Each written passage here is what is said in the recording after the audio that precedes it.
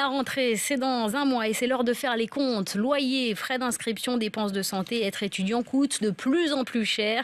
Les dépenses de rentrée vont augmenter d'1,5% cette année. Léa Zakari a rencontré pour RMC Johan. À 22 ans, il a quitté Marne-la-Vallée pour étudier à Paris.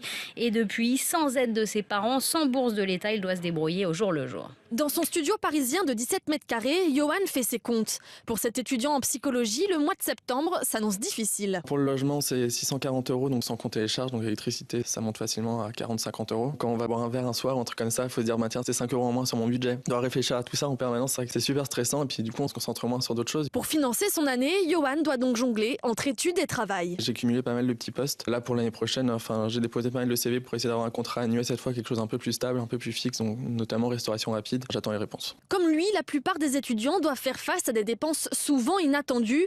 Morgane Ravel, vice-président de l'association étudiante Lafage. Le fait de devenir indépendant de ses parents, d'avoir son habitation, etc., c'est le moment où on a envie de se lancer pleinement et finalement on a très vite des désillusions parce qu'on se rend compte des difficultés financières qui vont se confronter à nous. Johan espère trouver une colocation pour alléger ses factures, mais depuis février, aucune recherche n'a abouti.